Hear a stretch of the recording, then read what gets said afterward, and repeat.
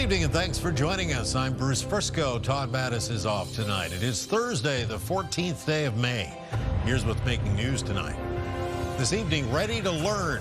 The region's newest med school officially opens. Reimagining the grid. Ottawa looks to green light green energy among the provinces.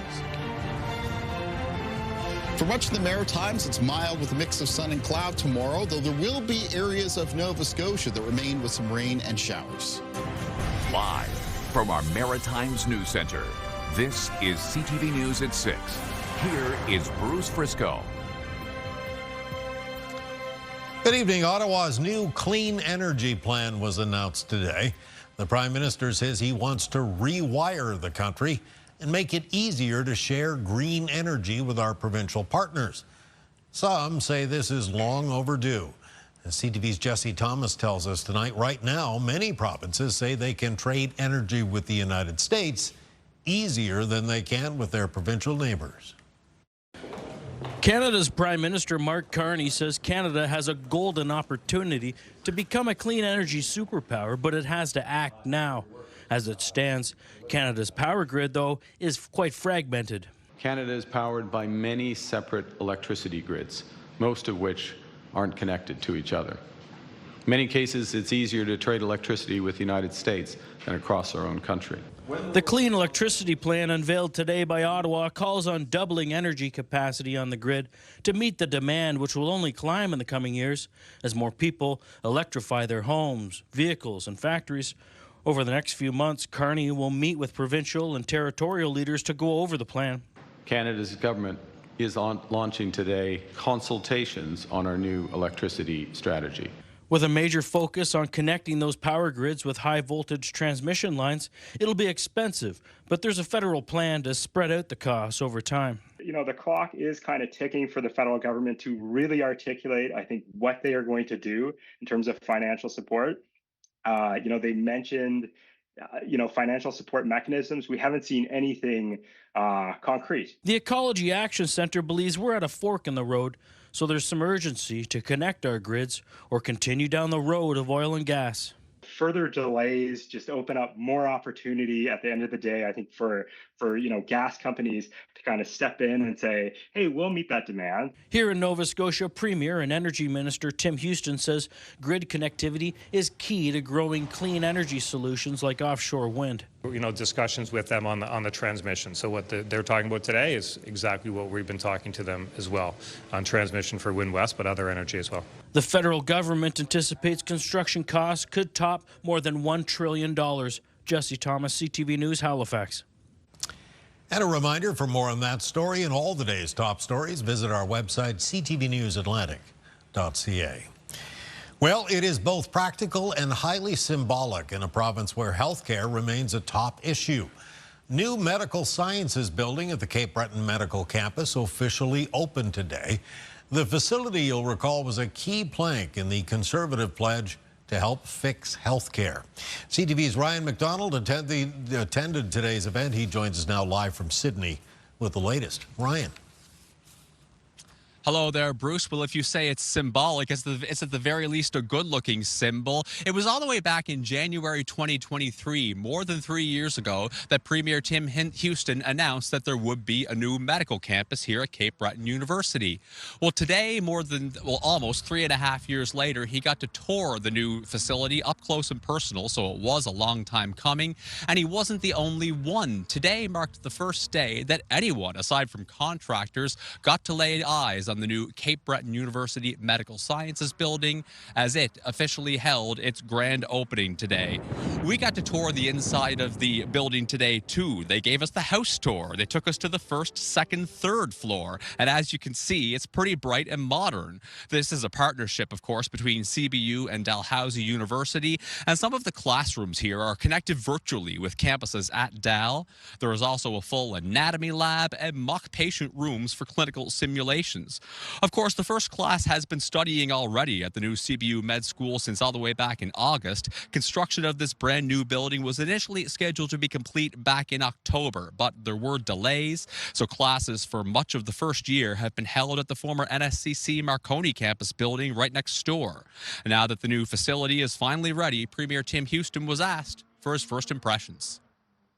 Such a class building. Like it's just beautiful, and you know, I don't know that there's been a new medical school in the country in 30 years. So this is by far the most modern medical campus in the country, and it shows when you walk through. It's beautiful. We add 30 doctors a year to our healthcare system. In addition to other recruitment, it's a big thing. So the future looks really bright, and this medical school is a big part of it. Now, as we've known for a while, the CBU Med School is expected to train up to 30 new family doctors a year who, as part of their commitment to being here, have committed to practice in rural areas of the province after they graduate. And of course, the whole commitment towards the medical school came less than 2 years into Houston's term after he had campaigned largely on fixing the healthcare crisis in Nova Scotia. Meantime, the second year class of students here at the new medical school will begin in this brand spanking new building this coming August. The students from the first year class, that's when they'll make the transition there too. It's also interesting that some CUPE long-term care workers who are on strike were over here on campus at CBU earlier today. They were actually here as early as 12 o'clock noon to protest and make their voices heard to Premier Houston. We asked the Premier about that in the scrum afterwards. He said he had a conversation with these workers, a conversation that he calls productive. It's interesting, though, that they knew he was going to be here, perhaps a testament to the fact that word travels fast. Bruce. Sure does. All right. Thank you, Ryan. CTV's Ryan McDonald reporting live tonight from Sydney. Well, health and business communities came together in Halifax today.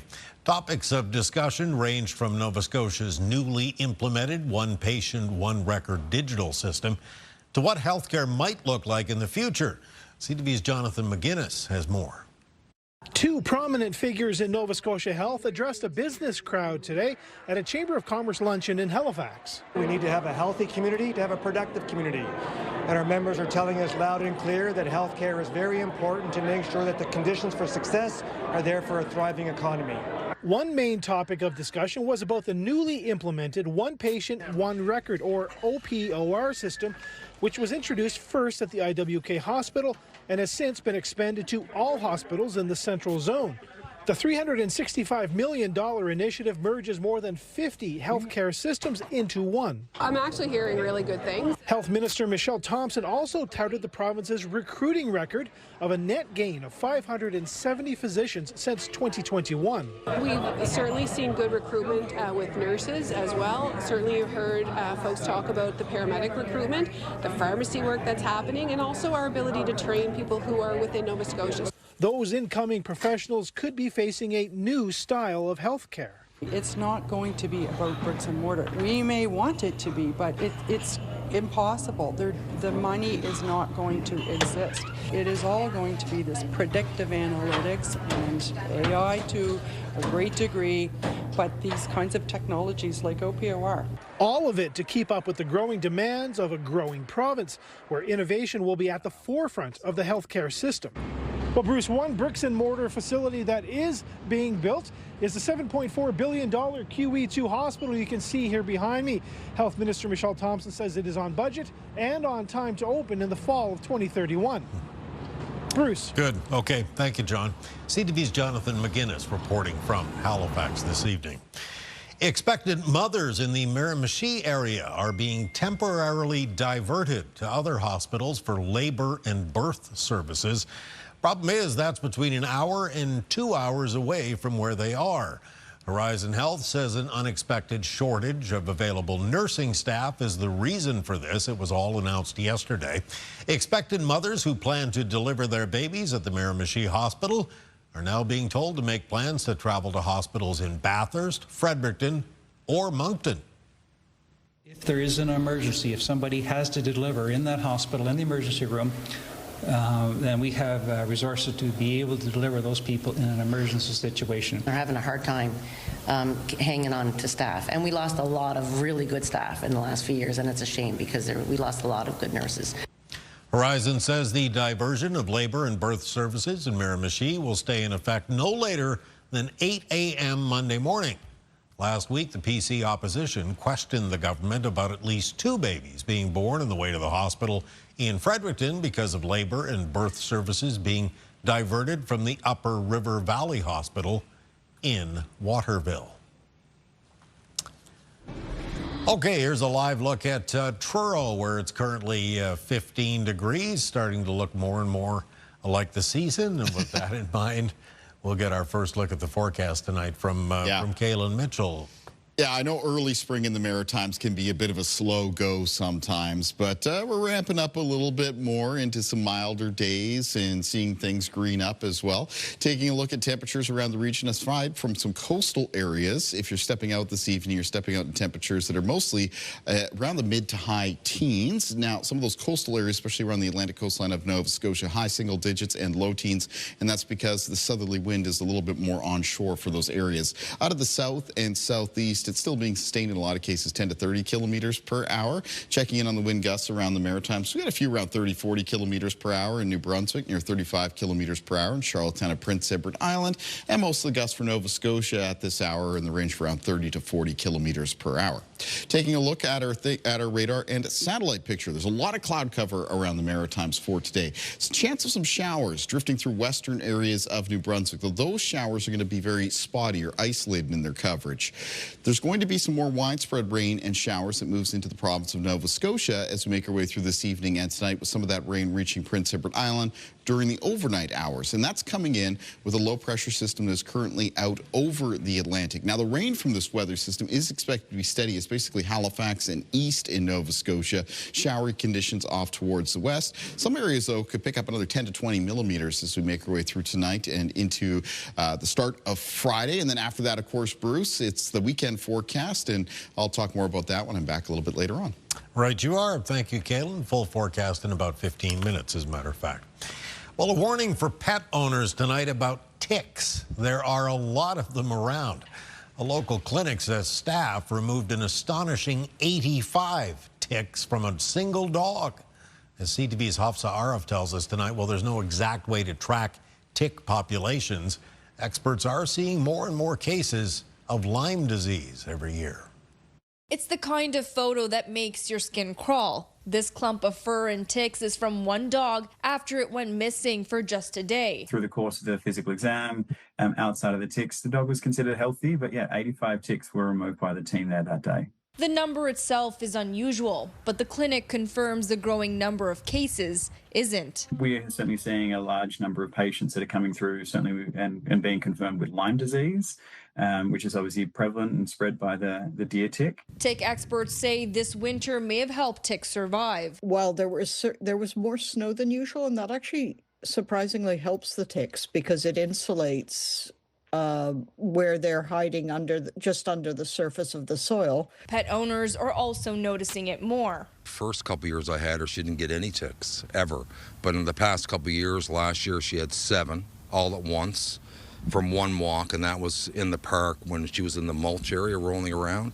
And they're taking the necessary precautions. Just have the dog on a monthly preventative NexGard that's supposed to kill them and after they bite. You just have to treat like all year that it's heavy ticks. You have to inspect your dog after a walk outside, check the dog, like visually, and then feel the fur. While there's no official tick counter tracking exactly how many are out there, experts like Vet Lloyd know the number's climbing. Here it was really early. Even in New Brunswick, we were getting a lot of ticks early April. The warmer it gets, the earlier they're going to come out and in greater numbers. Hafsa Arif, CTV News, Halifax.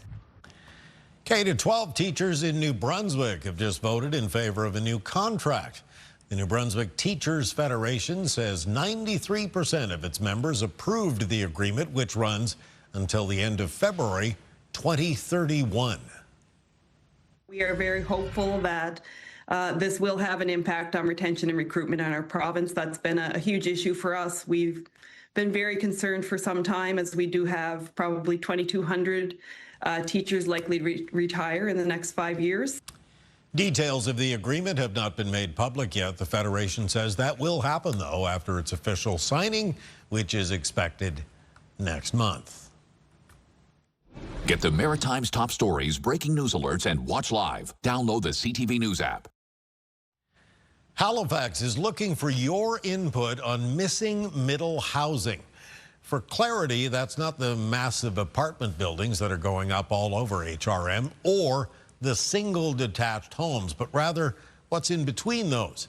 CTV's Callum Smith has more on where the need comes from and why some say the city needs to change course.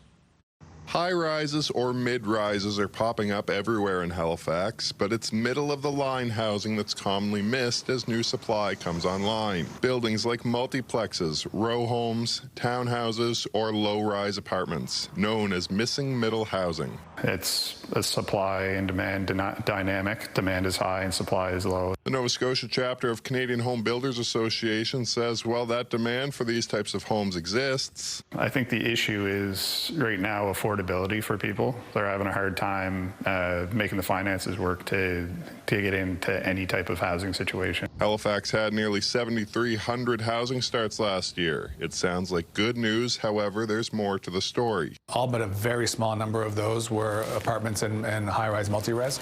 So we really are not permitting enough of the 2, 3, 4-story, 8 to 12 unit affordable, more affordable construction technique that drops rents. Mayor Andy Fillmore says aside from those, there's definitely not enough single-family or townhomes known as ground-based units. So we're way behind on ground-based units. This has caused a shortage in the market, which is escalating the price in those ground-based units that are available. So the way we're going to bring the cost down for ground-based units is to build more of them, approve more land for development through the suburban plan. Home builders argue backyard suite incentives or reductions to permitting and HST all help. But finding space is tricky, at least on the peninsula. Not a lot of vacant land, if any vacant land. It's all redevelopment of existing stock, and a lot of what was upzoned through the Housing Accelerator Fund is all existing stock that would need to be redeveloped. Halifax is looking for public feedback on missing middle housing with an online survey for the city's center plan open until the end of the month. Callum Smith, CTV News, Halifax. The operator of the ferry service between Nova Scotia and Maine says bookings are up 30%. Bay Ferries Limited says it appears there's renewed interest from Americans looking to travel to Canada. The company says it has almost 17,800 reservations for the sailing season, which officially began today. That is about 4,000 more bookings than the same time last year. The ferry does get a provincial subsidy of about $21 million a year, but this is the final year of the company's 10-year contract, and the provincial government has not yet said how the service will continue. We all know Hopewell Rocks is one of the most visited tourist sites in our region. And with another summer season ready to begin, a research team is studying how the area is changing. CTV's Derek Haggett explains. Jennifer Day and her research team have spent a full week on the ocean floor at Hopewell Rocks. The associate professor from Queen's University has brought 2 students here to study the stability of the rock formations and sea cliffs. Yes, the rocks change all the time here. This is actually a beautiful example of a landscape where humans can really interact with geological time and processes by coming back year after year and seeing that erosion take place. Day has been taking videos and photos of the cliffs and rocks for the past 6 years. The images are compared with data from past trips to see how much erosion has taken place. Some places that we sat beside in years previous have now been roped off and they're rockfall hazard zones now. The staff at the provincial park are more than happy to have them. Any kind of advancement in science and in the structure and safety of the rocks, anything they do in that regard is very, very welcome by us for sure. It's work, but the team can't help but enjoy their surroundings. I have never seen, sea stacks like this before, the coastline and how it changes every day. It's been a really incredible experience and one that I won't forget for a long time. I worked with some of our data collection probably for about a year before I came to the park for the first time, and images really don't capture the breathtaking beauty that you see when you come to the park in person. As for the long-term future of the rocks, with progressive erosion, the sea stacks we see today will likely collapse, and through erosion further back into the rock cliff, we will see new sea stacks emerging.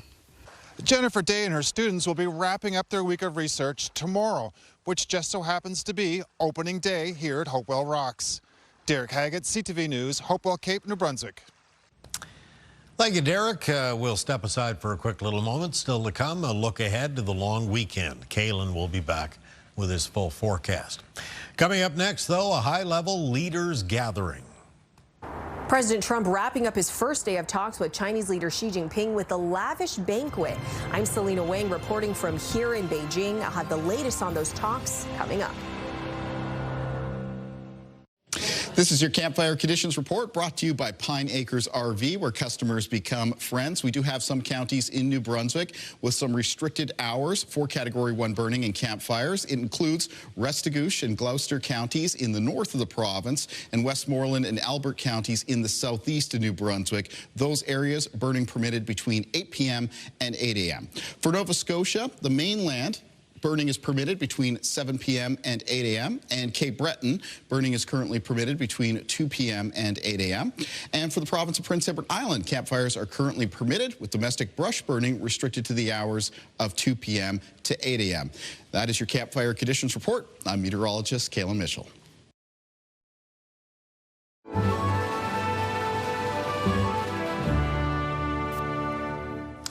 U.S. President Donald Trump is visiting China for the first time in nearly a decade, meeting with the Chinese president. Today, the two leaders discussed trade and deepening their important economic ties. However, the war with Iran is looming large over the summit. ABC's Selena Wang reports now from Beijing. President Trump and Chinese President Xi Jinping wrapping up the first day of their multi-day summit with a lavish state banquet. The American and Chinese people share much in common. We value hard work. We value courage and achievement. We love our families and we love our countries.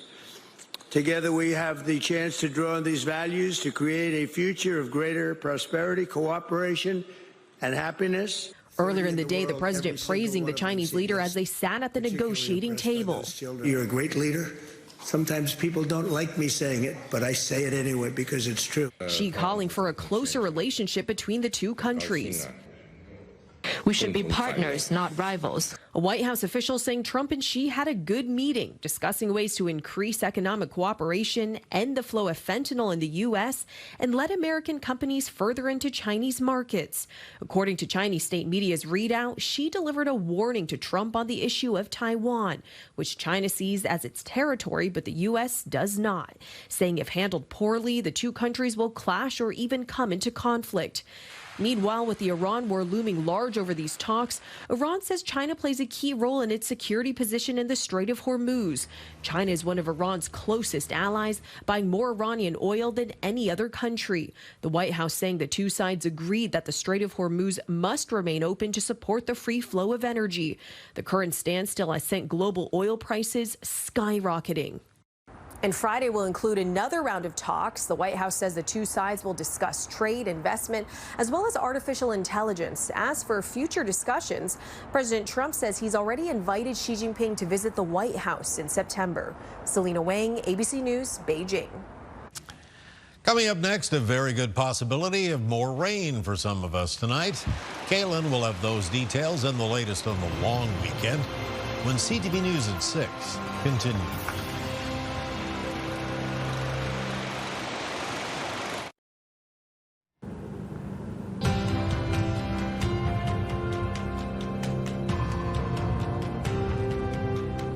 Okay, so something just a little bit different as we get into weather today. We thought we'd show you what it looked like in Yarmouth 40 years ago today. So this is May 14th, 1986. Overcast skies that day, a high of 15 degrees. And we should tell you, for more images from Yarmouth 40 years ago today, you can check out our YouTube page. Well, no strong wind there. No strong wind, no. No snow. Look at the old cars, though, hey? You know, not a bad day for May 15th in Yarmouth. No, not bad at all. Yeah. It's funny, you know, we look at them now and we say, look at the old cars. They don't really seem that old to me.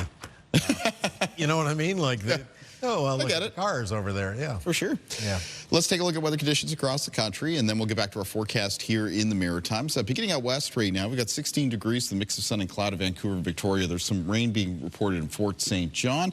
Edmonton right now sitting at 15 degrees, and Calgary at 19. But weather conditions, the prairies active in some areas. There's some wind warnings out for parts of the east of Alberta and across southern areas of both Saskatchewan and Manitoba. And in some cases, those wind warnings are actually being accompanied by some dust storm warnings, because some of those wind gusts, which in the warnings are being called to, could be as high as 70 to 110 kilometers per hour, kicking up a lot of dust through those areas, enough to reduce visibility. Now, there is a little bit of rain with that weather system as well. It's raining at Saskatoon, 12 degrees, and some rain being reported at Regina. Winnipeg, though, not into the wet weather yet, and still warmer, with the temperature sitting at 25. Up north, a mix of sun and cloud at Whitehorse, sitting at 13, sunshine at Yellowknife, and sitting at 5 degrees. And then moving off towards the east, we've got 10 degrees at Toronto, 12 at Ottawa, 17 right now at Fredericton and Charlottetown, and 15 degrees at St. John's.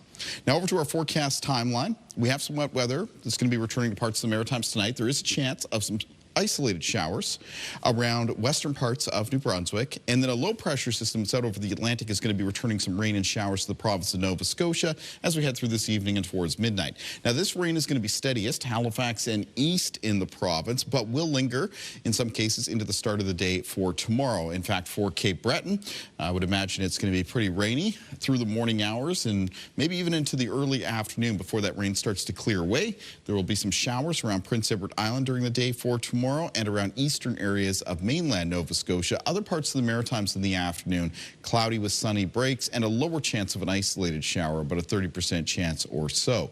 Now, rainfall amounts of this weather system may be as much as 10 to 20 millimeters in parts of the east of Nova Scotia, 5 to 10 millimeters into eastern Prince Edward Island, and then lower rainfall amounts where it produces some showers down around the south shore of Nova Scotia and in areas to the west of that province, including around, Digby County as well as Yarmouth County. Taking a look at winds in the forecast, as we head towards midnight, wind direction becomes easterly around the Maritimes. The winds will be sustained 10 to 20 kilometers per hour, a few gusts between 20 and 40. And tomorrow's winds mostly out of the northeast, some fairly widespread gusts of 20 to 40 kilometers per hour, but expect gustier conditions in Cape Breton, where some of those peak wind gusts will be between 40 and 60. And there is a wind warning out for northern Inverness County in Cape Breton. There, because of the topography of the Cape Breton Highlands, some of those easterly wind gusts on Friday could peak near 100 kilometers per hour. Low temperatures in the forecast for tonight around the Maritimes will be mostly falling into a range around 5 to 10 degrees. And then here's a look at the high temperatures for Friday. And in the north of New Brunswick, we've got 18 degrees at Edmundston, 17 at Campbellton, and 16 degrees at Miramichi. Central and southern parts of the province with a lot of high temperatures tomorrow, up to around the mid to high teens. A little bit cooler at Grand Manan, 14 degrees there. And for Moncton in the southeast, where there will be a chance of a shower throughout the day, high temperature for Moncton, 12 degrees.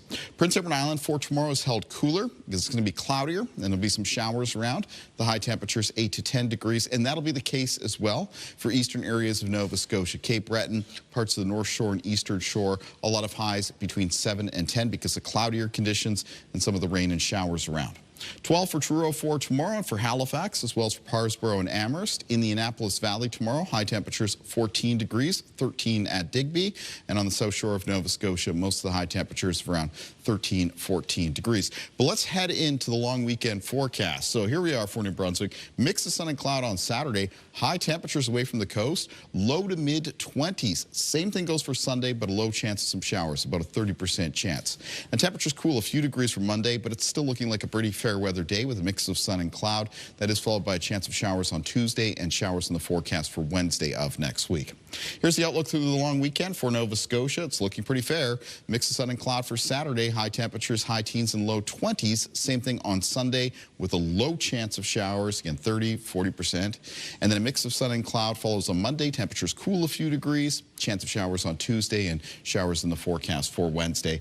And finally for Prince Edward Island, mix of sun and cloud for Saturday. Highs near 20 on Sunday with a low chance of a shower. A mix of sun and cloud, a little bit cooler on Monday. Highs near 14 degrees.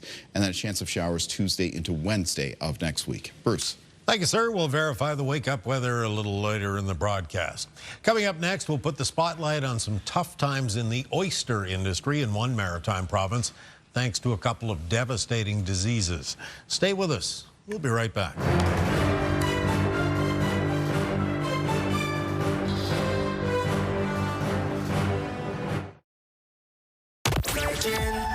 Okay, so we're back at it tomorrow. Virgin Radio's 5K a day. Get those keywords starting at 7 a.m. for your chance to win $5,000. And we'll have passes to the Grey Outdoors Comedy Festival so you can see Andrew Schultz.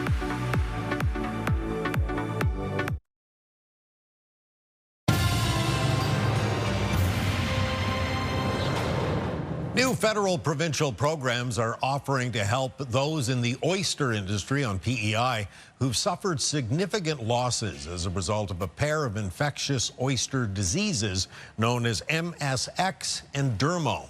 Those diseases, thankfully, do not pose risks to human health or food safety. However, they can cause increased oyster mortality and decreased growth rates.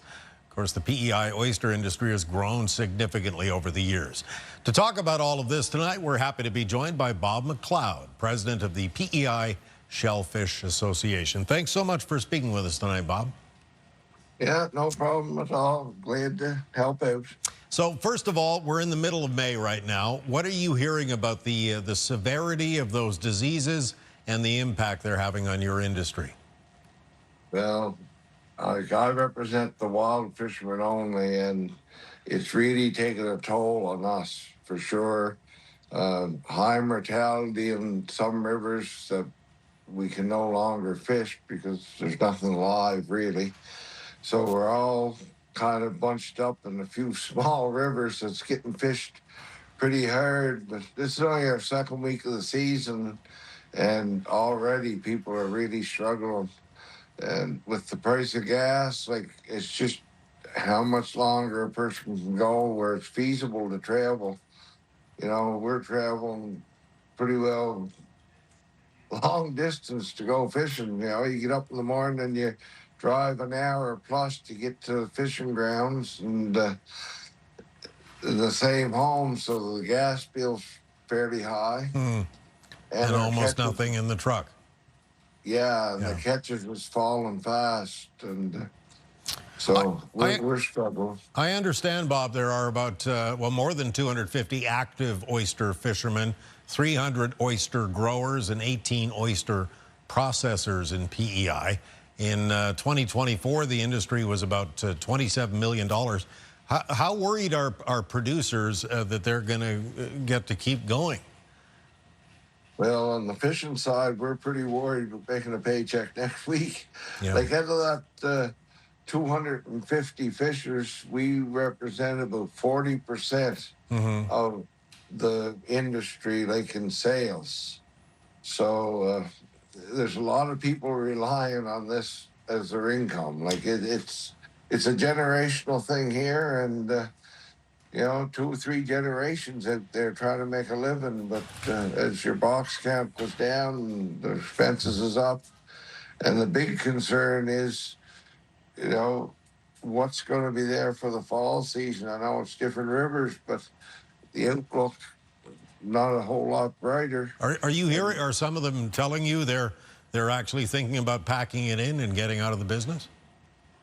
Well, the government never really done anything to try to make the wild fishery move ahead since the MSX hit. And there's concern on that the way our catches is dwindling and nothing being done to help us move forward. The the big concern is what's going to be there to stay in for. Like, more and more people's talking, like, you know, they're scared, and ones that was pretty optimistic that wouldn't even have thought about selling is now sitting on the fence whether it's time to leave or what to do. So this new provincial relief program, we understand, will help cover interest costs on debt loans and payroll costs.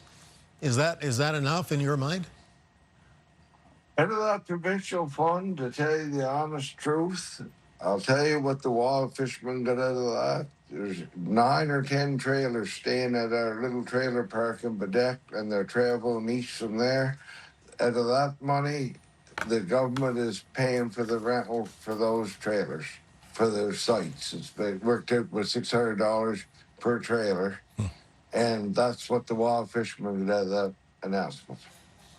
Incredible. MSX first detected around Bedeck Bay. I think this was about July of 2024. And then Dermo showed up in oyster samples at Egmont Bay in July of last year. So along with PEI, those diseases have also turned up elsewhere around Atlantic Canada. Are you hearing from producers outside of the island? Is this region-wide concern here? Well, see, I only represent the wild fishery, so we represent the biggest wild fishery in the Maritimes. There used to be a little one like in New Brunswick and stuff, but we don't hear from them too much. It's just the wild side now. The Growers Alliance and stuff, they're in contact with them, but so just on the wild side. Just in the last few seconds I have here, the feds have now approved the use of oysters from the States to help develop some disease-resistant oysters on the island. Is that helpful, or how much will that help, do you think? For the wild fishery? Yeah. The seed that they're taking in is triploid seed. It don't throw spat. So therefore, we can't really use that to rebuild our beds because, you know what I mean? Yeah, good point. It's not really helping. Like all this money that's been announced and announced and announced, other than the buyback from the federal government, there's been nothing for the wild fishery.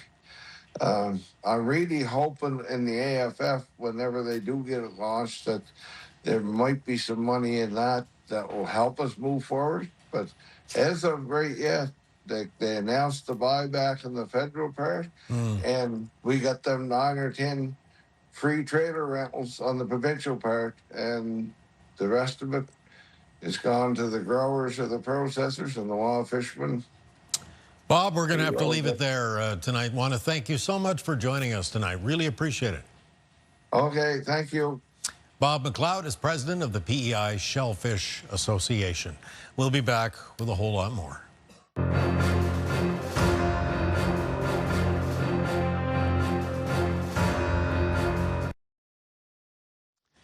In the Lifeline tonight, a quarter of Canadians polled say they chose not to get a recommended vaccine. CTV's Amanda Debison has more. Today is World Vaccine Day, and new online polling suggests 1 in 4 Canadians have declined a vaccine recommended by their doctor. But the reasons behind hesitation about vaccines vary. Proof Strategies Chair Bruce McClellan says his agency decided to survey people about vaccines in its annual Trust Index after Canada lost its measles elimination status last year. Most often, respondents who reported saying no to a vaccine said it was because they worried about negative side effects. McClellan says it's important for public health officials to learn the reasons people are vaccine hesitant and tailor education to them. Drug overdose deaths are continuing their downward decline in the U.S. The CDC reports they fell about 14% last year. This marks the 3rd consecutive year of declines. That's unprecedented in recent history, as drug OD deaths have only gone down in 5 of the past 30 years. There was a huge drop of 27% between 2023 and 24. The biggest contributor has been fewer overdoses involving fentanyl as the opioid crisis eases. But there were still almost 70,000 overdose deaths in 2025. It remains the leading cause of death for Americans 18 to 44 years old. Finally, shoppers in Ontario may have noticed a new option in the dairy aisle: 6% milk. It came to market last month. AgroPure, the parent company of Seal Test, says there's been growing interest in higher fat milk options, especially in South Asian communities.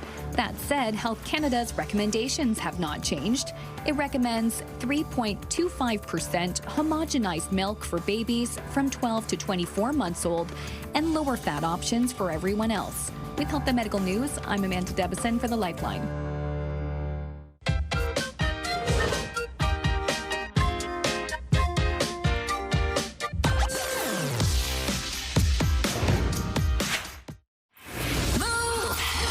With Aaron and Peter. You can win a brand new bike every day with Bike a Day in May. Listen for the bike bells every weekday between 8 and 9 and on the weekends between 11 and 12.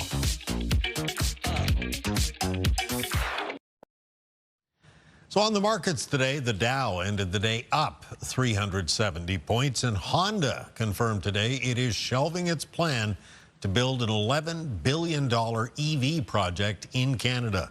BNN Bloomberg's Marilla Fernandez has more. Honda says evolving business conditions and shifting consumer demand are to blame. Both Ottawa and Ontario had promised $5 billion to finance the project. Honda says it hasn't accessed any of the funds. Honda also reported its first ever annual loss today of $2.7 billion U.S. Its shift away from electric vehicles are mainly to blame. The Japanese company and other car makers have taken big hits, with the U.S. no longer supporting EV strategy. The Canadian Real Estate Association says the average home sale price moved up in April, even though activity dropped. Sales were down 4% from April of 2025, but the national average sale price was up over 2%, coming in at above $695,000.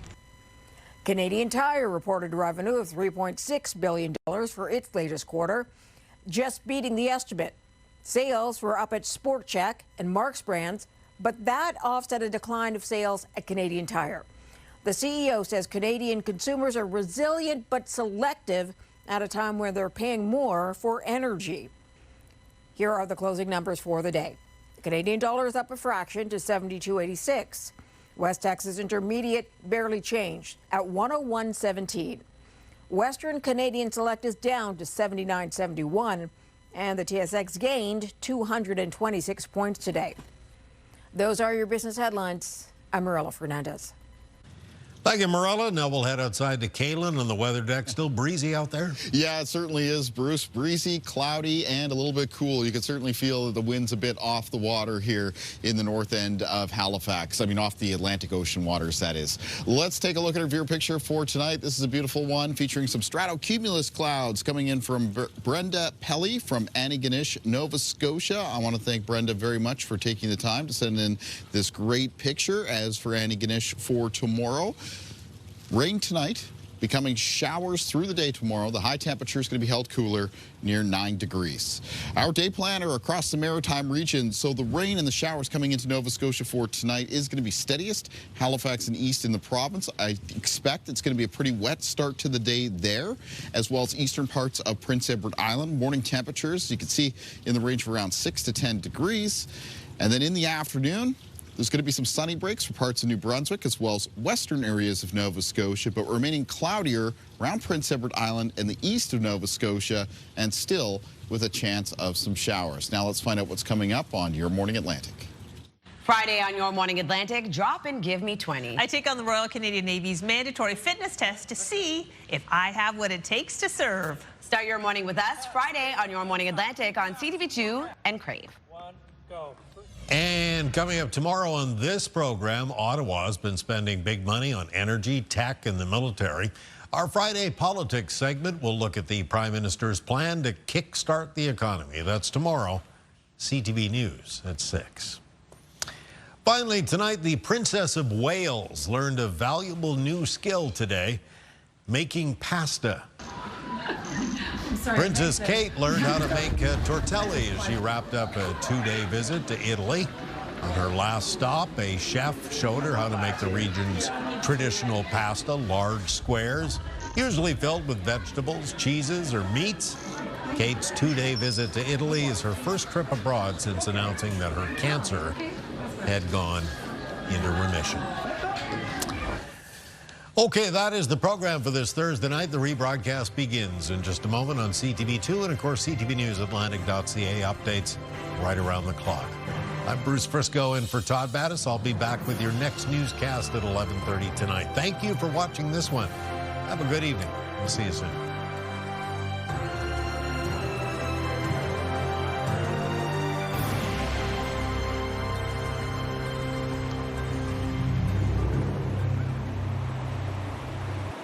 CTV News, the Maritime's #1 newscast. Watch live on Crave.